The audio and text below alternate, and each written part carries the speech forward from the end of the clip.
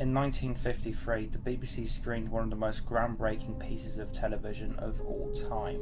the Quatermass Experiment. This was a major breakthrough, as science fiction was commonly seen as a genre for movies at the time, but thanks to the serial's creator, Nigel Kneale, who thought that television could equally portray science fiction,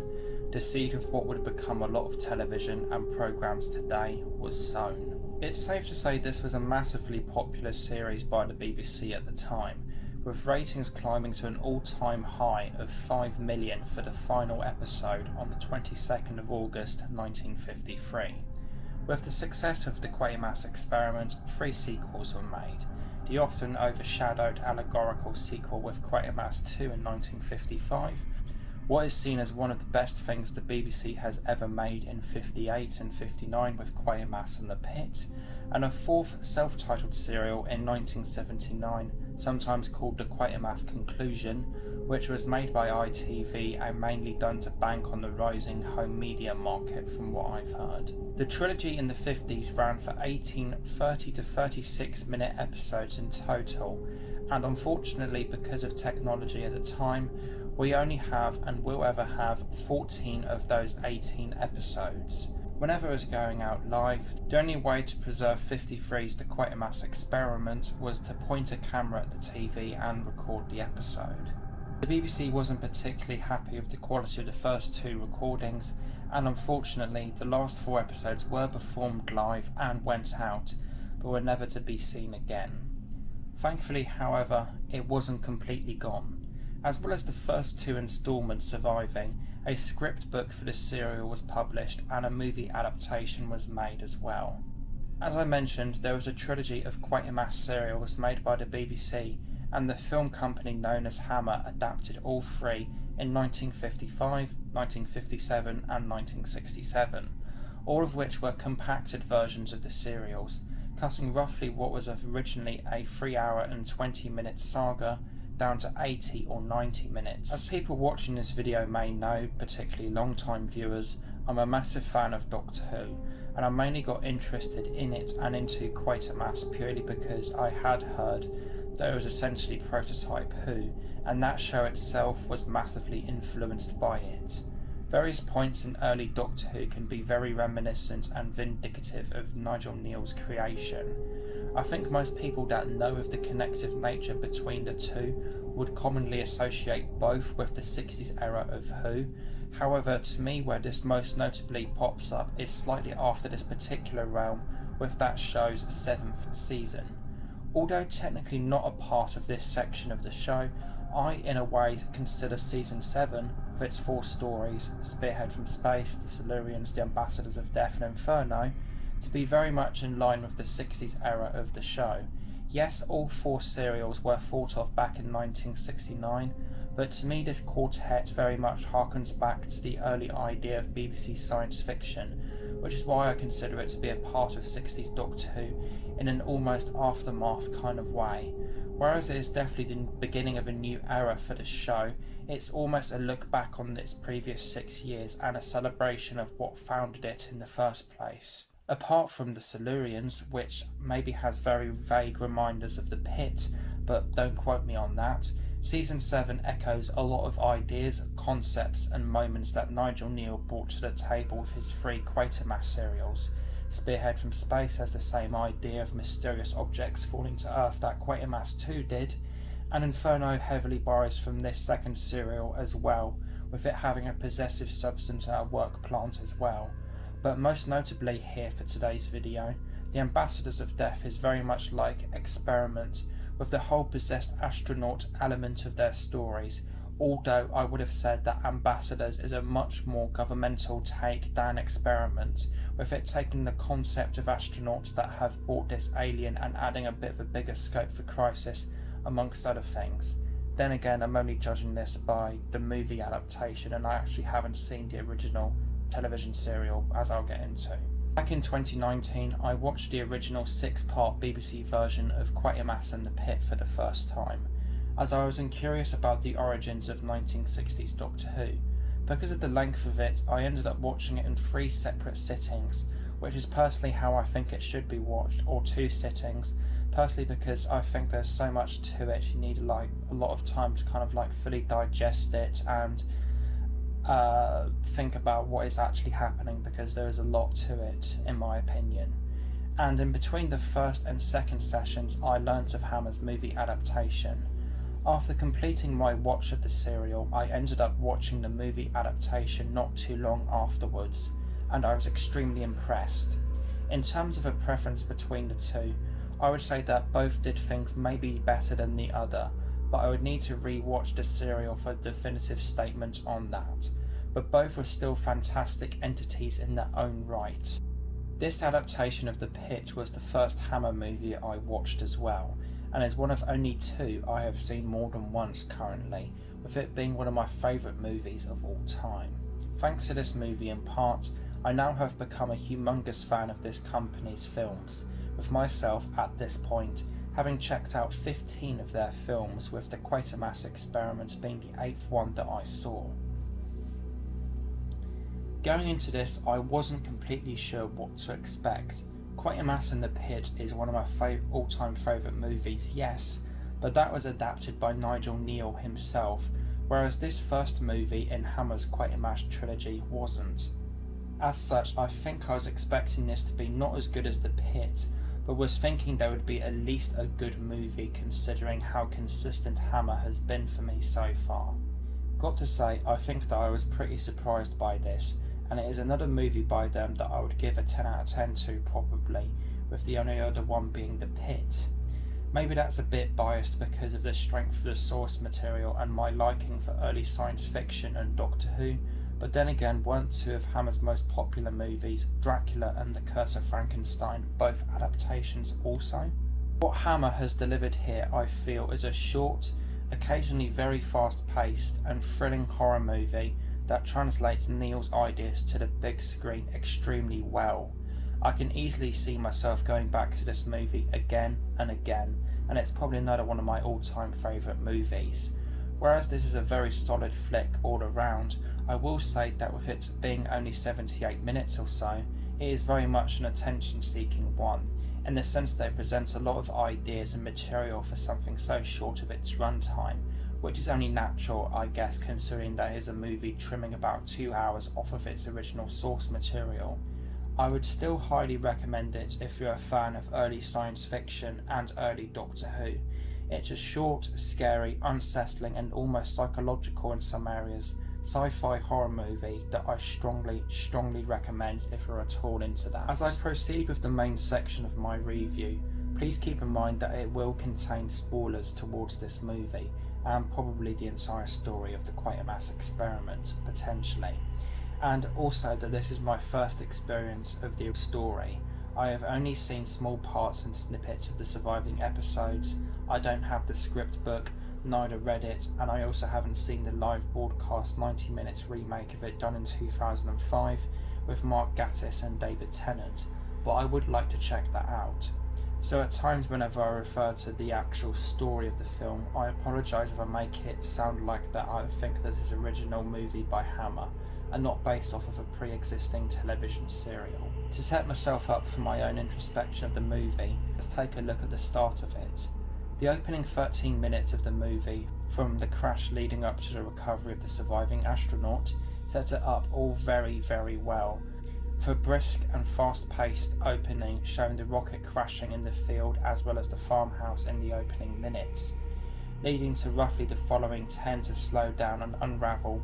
about what has just happened with the nature of Professor Bernard Quatermass's experimental rocket venture being shown and explained, and also how it led to this accident. This whole setup and openings to the movie is really incredible in my opinion,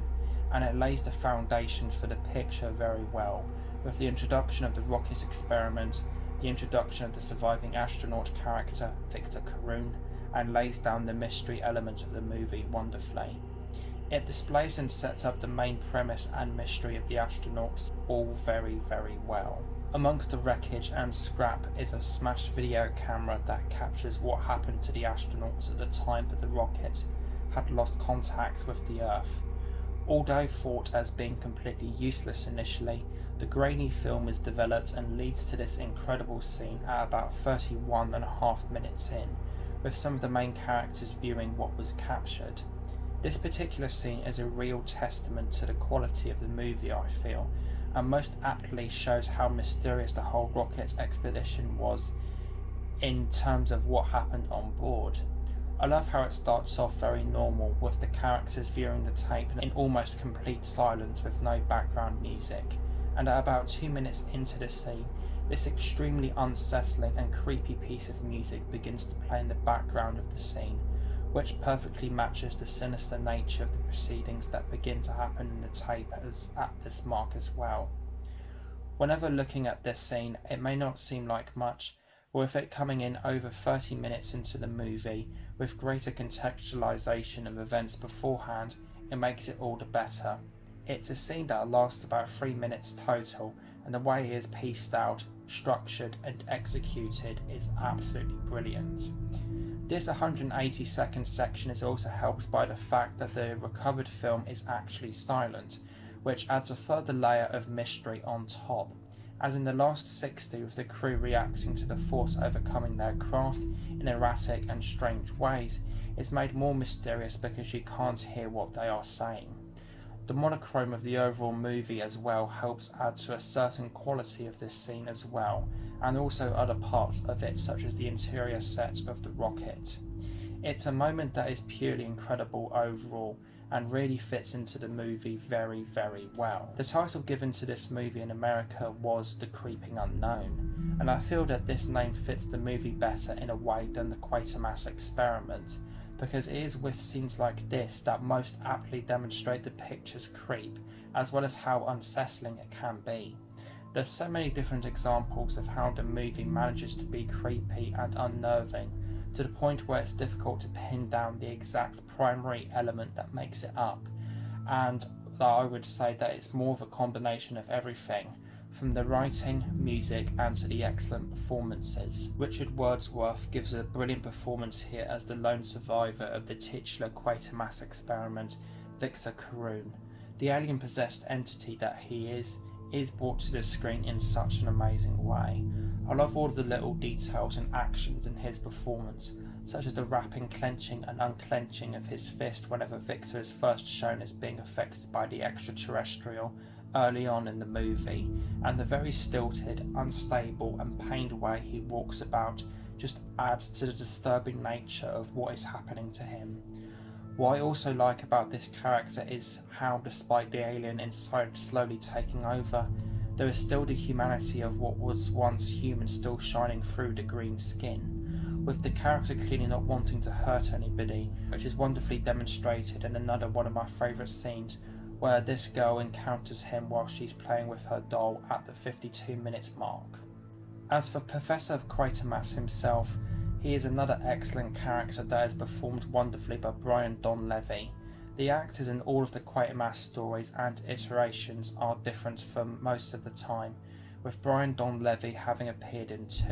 the first two movies in Hammer's trilogy, and the other actors mostly having only made one appearance as the character in the franchise's different forms. Currently the only other actors I have seen play the character is Andre Morel in the original BBC version of The Pit and Andrew Keir in Hammer's movie adaptation of that serial, so I don't have the widest range of experience with this character, but I will say that Donlevy here delivered a great portrayal and incarnation of the character.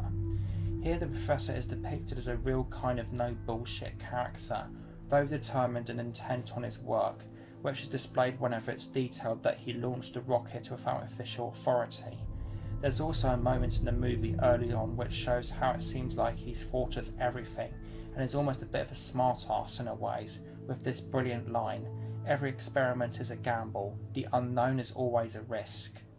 The movie has many impressive things to it, such as the music, acting, camera work, but one of my absolute favourites is the set design as well as the set pieces. Throughout the movie there are many excellent moments and sets displayed,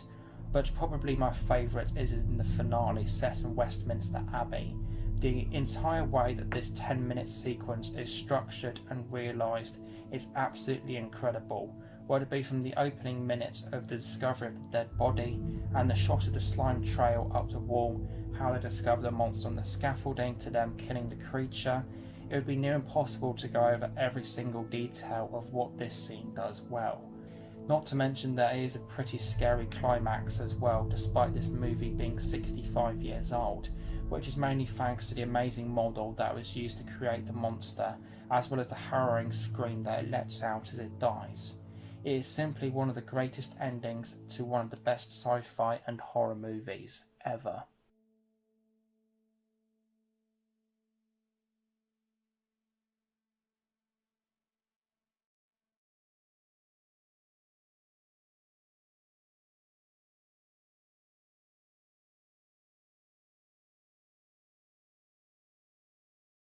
Whereas this is a very solid flick all around, I will say that with it being only 78 minutes or so, it is very much an attention-seeking one, in the sense that it presents a lot of ideas and material for something so short of its runtime, which is only natural, I guess, considering that it is a movie trimming about 2 hours off of its original source material. In terms of a preference between the two Quatermass movies that I now have seen by Hammer, I would have to say that The Pit is the better of the two.